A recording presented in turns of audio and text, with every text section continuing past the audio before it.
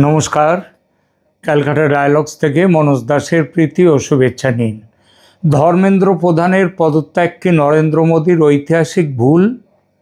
শিক্ষামন্ত্রী ধর্মেন্দ্র প্রধান কি স্বেচ্ছায় পদত্যাগ করলেন?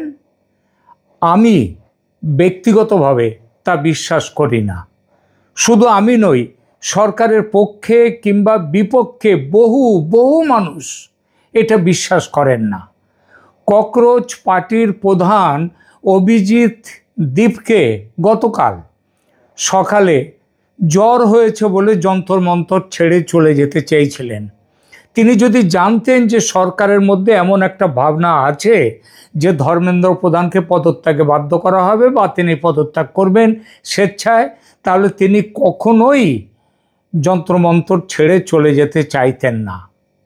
সোনাম ওয়াংচুক সরকারের সঙ্গে সমঝোতা করে অনশন ভেঙে দেওয়ার কংগ্রেস দল, ককরোচ দল, তাবৎ আন্দোলনের সমর্থক যারা, তারা একেবারে ভেঙে পড়েছিলেন। তারা সবাই মিলে সোনাম ওয়াংচুকের মুন্ডুপাত করছিলেন। যন্তরমন্তর ছেড়ে চলেও গিয়েছিলেন অনেকে। কংগ্রেস এবং অন্য বিরোধীরা সংসদ বয়কট ছেড়ে চলে এসেছিলেন সংসদে। বিজেপির নেতা মন্ত্রীরা পর্যন্ত দুঃস্বপ্নেও ভাবেননি যে ধর্মেন্দ্র প্রধান ইস্তফা দেবেন। সবাই ভাবছিল সোনাম ওয়াংচুক যখন সমঝোতা মেনে নিয়েছেন তখন ককরোচদের আন্দোলন শেষ। সবচেয়ে বড় প্রশ্ন, প্রধান যদি পদত্যাগই করবেন তাহলে ককরোচদের সব দাবি যদি মেনেই নেওয়া হবে, তাহলে দুদিন ধরে ওয়াংচুকের সঙ্গে গোপন বার্গেন করার কি দরকার ছিল? সমঝোতার পর জেপি নাড্ডার কাছ থেকে কাপ ভর্তি গরম স্যুপ খেয়ে অনশন ভেঙেছিলেন সোনাম ওয়াংচুক। তারপর সামাজিক মাধ্যমে পোস্ট দিয়ে তিনি লিখেছিলেন যে দুদিন ধরে খুব দর কষাকষির পর তিনি এই সমঝোতায় পৌঁছেছেন দেশের স্বার্থে, এটা তিনি বলেছিলেন। যদি ককরোচদের দাবি সব মেনেই নেবে সরকার, যেটা গতকাল মেনে নিল, তবে দুদিন ধরে এত কথা চালাবার কি দরকার ছিল? আমার মাথায় কিন্তু এর উত্তরটা আমার মাথায় ঢুকছে না, আমি বুঝে উঠতে পারছি না। কারণ এই প্রশ্নটি বুঝিয়ে দেয় এমন কোনো জায়গা থেকে কোনো চাপ এসেছে মধ্যবর্তী সময়ে, মানে গত দুদিনের ওই সোনাম ওয়াংচুকের অনশন ভাঙা এবং তারপর থেকে এই ব্যাপারে ধর্মেন্দ্র প্রধানের পদত্যাগপত্র জমা করা, এর মধ্যে এই মধ্যবর্তী সময়ে নরেন্দ্র মোদীর সরকারের ওপর এমন কোনো চাপ এসেছে, সেই চাপটা বাধ্য হয়ে মেনে নিতে হয়েছে নরেন্দ্র মোদীকে। যদি তিনি মেনে নিতেন তাহলে কি হতো? যদি তিনি মেনে নিতেন তাহলে, যদি মেনে না নিতেন তাহলে কি হতো? এই যে সরকারের হয়তো এমন কোনো বড় সমস্যা হতো সরকারের সামনে, যেটা নরেন্দ্র মোদীর অস্তিত্ব এবং এই সরকারের অস্তিত্বে হয়তো আঘাত লাগতে পারত। নরেন্দ্র মোদী সরকারের আজ যদি তিনি মেনে না নিতেন, তাহলে মানে তিনি চাপের কাছে যদি নরেন্দ্র মোদী আত্মসমর্পণ না করতেন, নতি স্বীকার না করতেন, তাহলে তার যে নীতিনিষ্ঠ একটা ছবি আছে, একটা কড়া শাসকের ছবি আছে, যে শাসক দুর্বল নয়, সবল শাসকের ছবি, যাকে সহজ ভাষায় বলা চলে 56 ইঞ্চি বুকের ছাতিওয়ালা, যে ছবিটা আরও বড় হতো, চওড়া হতো। যে কড়া নরেন্দ্র মোদীর ছবি দুনিয়াভর প্রচারিত, সেই ছবি আরও বড় হতো। মানুষ সসম্ভ্রমে বলতো এই হচ্ছে মোদী সরকার, যে কখনো আদর্শের সাথে কম্প্রোমাইজ করে না, অন্যায়ের সঙ্গে আঁতাত করে না। কিন্তু শেষ পর্যন্ত যা হলো সেটা তো আঁতাত। সেটা এক কথায় আমি ব্যক্তিগতভাবে দুঃস্বপ্নেও ভাবিনি। বহু বিজেপি সমর্থকের সঙ্গে গত কয়েক ঘন্টায় কথা বলেছি। তাদের মধ্যে অতি সাধারণ খেটে খাওয়া মানুষ থেকে শুরু করে সাধারণ মধ্যবিত্ত, উচ্চ মধ্যবিত্ত সবাই আছেন, শিক্ষিত অশিক্ষিত সব বর্গের মানুষ আছেন। এমনটা যে হতে পারে এটা কারোর কল্পনার মধ্যে ছিল না। খবরটি প্রথমে কানে আসতে কেউ বিশ্বাস করতে পারছিল না যে এমনটা হতে পারে। কেন বিশ্বাস করতে পারছিল না কেউ? একটা কারণ তো আগেই বলেছি, সোনাম ওয়াংচুকের সঙ্গে সমঝোতা হওয়া। দ্বিতীয়ত, এ কাজ নরেন্দ্র মোদীর অনমনীয় ইমেজটাকে একেবারে গুঁড়িয়ে মাটিতে প্রায় মিশিয়ে দিয়েছে। এবং তৃতীয়ত, ধর্মেন্দ্র প্রধান পদত্যাগ করলেই যে সমস্যা মিটে যাবে এমন তো নয়। নতুন নতুন দাবি আসবে, গোলপোস্ট চেঞ্জ হবে, সেটা হতে শুরু করেছে।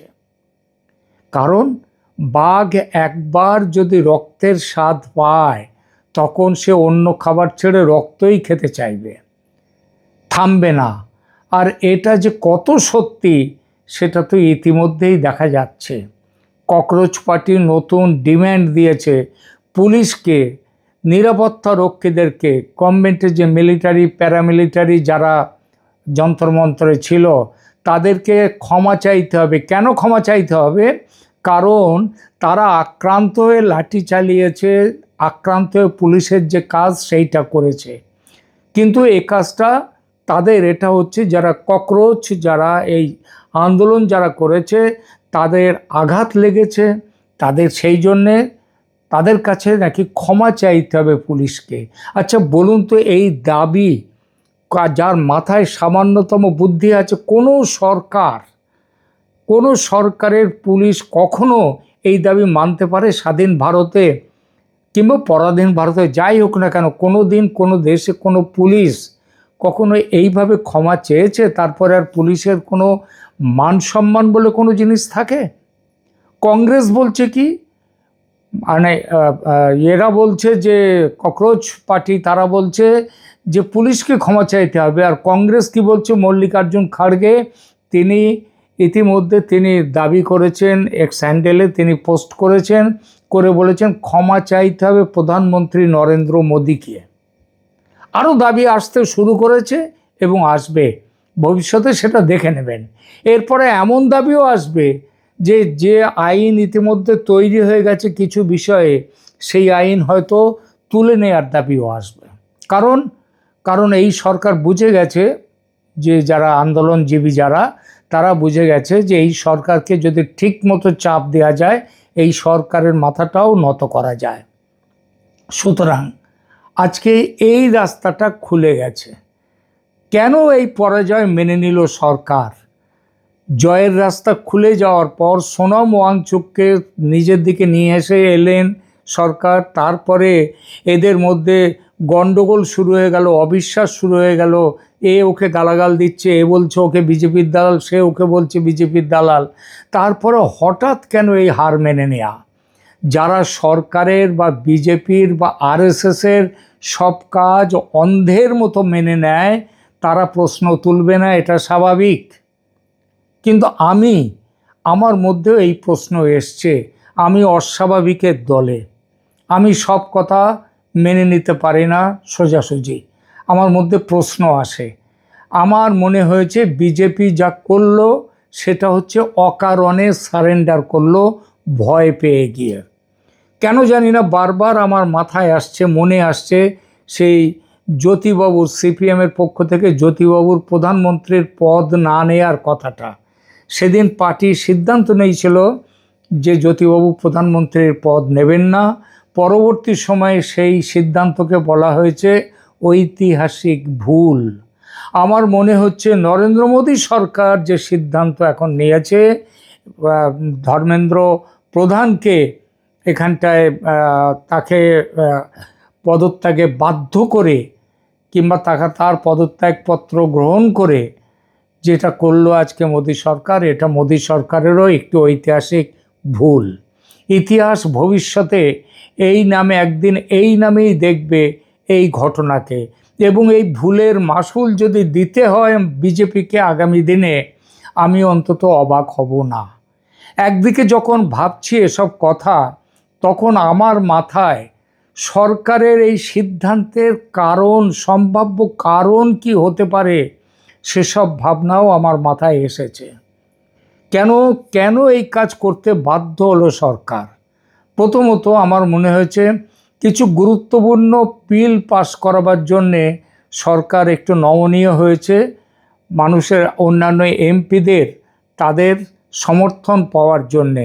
এমন হতে পারে কিছু কিছু দল, যেমন বলছি স্ট্যালিনের দল, তারা কংগ্রেস থেকে দূরত্ব তৈরি করেছে, কিন্তু তাদের দূরত্বটা আবার এই ঘটনায়, মানে এই ককরোচদের আন্দোলনের ফলে তারা আবার দুজনের মধ্যে আবার যদি এক হয়ে যাওয়ার একটা সম্ভাবনা থাকতে পারে।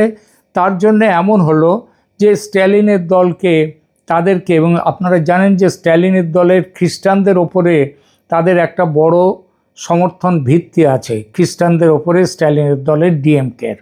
এবং এফসিআরএ যে বিল, ফরেন কন্ট্রিবিউশন রেগুলেশন যে অ্যাক্ট, সেই অ্যাক্ট দিয়ে এফসিআরএ বিলগুলো আটকাবার, যাতে না আটকায় তার জন্যে হয়তো সাময়িকভাবে স্ট্যালিনের ওখান থেকেও একটা চাপ আসতে পারে। এই বিল পাস করানো এবং সংবিধান সংশোধনের যে একটা ব্যাপার আছে, তার জন্য হয়তো নমনীয় হয়েছে এবারের এনডিএ সরকার। এছাড়া এবারের এনডিএ সরকার টিকে আছে কিছু সহযোগী দলের সমর্থনের ওপর। তাদের মধ্যে বিশেষ উল্লেখযোগ্য চন্দ্রবাবু নাইডুর দল আর নীতিশ কুমারের দল। তারা কি পর্দার আড়াল থেকে সরকারের ওপর চাপ সৃষ্টি করলো? সম্ভাবনা আছে, এই সম্ভাবনা উড়িয়ে দেয়া যায় না। আর সরকার কি টিকে থাকার জন্য ধর্মেন্দ্র প্রধানকে হঠাৎ যে রাজি হলো, সেটা কি এই চন্দ্রবাবু, নীতিশ কুমার এদের দলের চাপে, এদের চাপে? আমার বিশেষ সন্দেহ কিন্তু চন্দ্রবাবু নাইডুর ওপর। এই ভদ্রলোকের অবস্থান প্রথম থেকেই যথেষ্ট সন্দেহের। এর আগে মার্কিন দূতাবাসের চাপে তিনি নানা সমস্যা তৈরি করেছেন বিভিন্ন সময়ে। এবারও যদি তেমন হয়ে থাকে, আমি কিন্তু অবাক হব না। একদিন না একদিন ফাঁস হবেই সব কিছুই। আমরা অপেক্ষা করব সেদিনটির জন্য। পরিশেষে একটাই কথা, গোপন গভীর কোনো ষড়যন্ত্র থেকে সরকার এবং দেশ এই দুটোকে বাঁচাতে বাধ্য হয়ে যদি ধর্মেন্দ্র প্রধানকে বলি দিতে হয়েছে, এটা আমার দৃঢ় বিশ্বাস। এবং এই বিশ্বাস থেকে আমি মনে করি নরেন্দ্র মোদীর যে, এবং বিজেপিকে কিছুটা আমি নরম মনোভাব নিতেই পারি। কিন্তু আমার মনে হয়েছে চাপের মুখে এটা নতি স্বীকার, এটা ছাড়া অন্য কিছু নয়। আপনারা দর্শক, আপনারা কি মনে করেন? জানাবেন কমেন্ট করে। ভালো লাগলে লাইক দিন এবং চ্যানেল সাবস্ক্রাইব করে পাশে থাকুন। ধন্যবাদ।